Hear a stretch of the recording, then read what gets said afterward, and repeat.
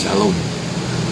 Saat ini kita akan sedikit merenungkan kebenaran firman Tuhan yang kali ini saya dasarkan dari Yohanes 4 ayat 24.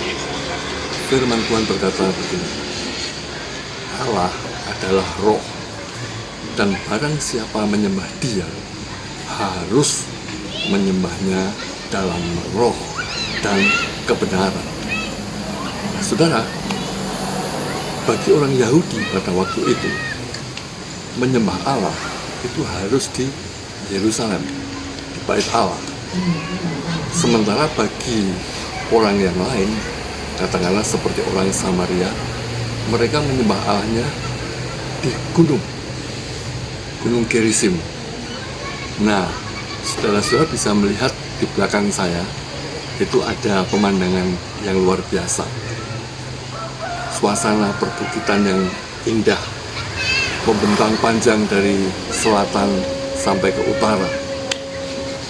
Hijau, itu adalah perbukitan Menorah. Nah, saya bisa bayangkan waktu itu orang Samaria menyembah Allahnya di Gunung Gerizim. Kira-kira gambarannya seperti itu, di bukit-bukit, di tempat-tempat yang tinggi. Sementara bagi orang Yahudi menyembah Allah di Yerusalem, di Bait Allah. Nah, ayat yang saya bacakan tadi itu bagian percakapan antara Yesus dengan wanita Samaria. Nah, Yesus memberikan perspektif yang baru. Yesus memberikan pandangan yang baru. Memang ini dialog percakapan Yesus dengan orang Samaria, tetapi ini berlaku bagi kita orang percaya yang hidup di zaman sekarang. Menyembah Tuhan, beribadah kepada Tuhan tidak lagi bergantung pada sebuah tempat atau situasi tertentu. Tidak di Yerusalem, kata Yesus, juga tidak di Gunung Gerizim. Tetapi dikatakan karena Allah itu roh adanya, maka setiap orang yang percaya kepadanya harus menyembah Dia, menyembah Allah dalam roh dan kebenaran. Oh, haleluya.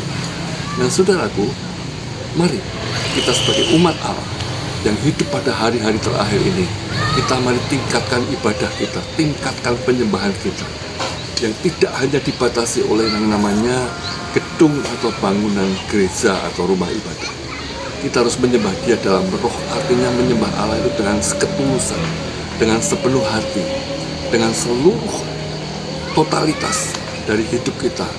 Menyembah Dia dengan sepenuh, segenap hati, sungguh-sungguh, dan di dalam roh, dipimpin oleh Roh Kudus. Dan yang kedua, menyembah Dia harus menyembah dalam kebenaran. Artinya hidup kita harus benar. Kita memang bukan orang yang benar 100%. Kita banyak melakukan kesalahan, tetapi kita menjadi orang benar karena kita dibenarkan. Dibenarkan oleh apa?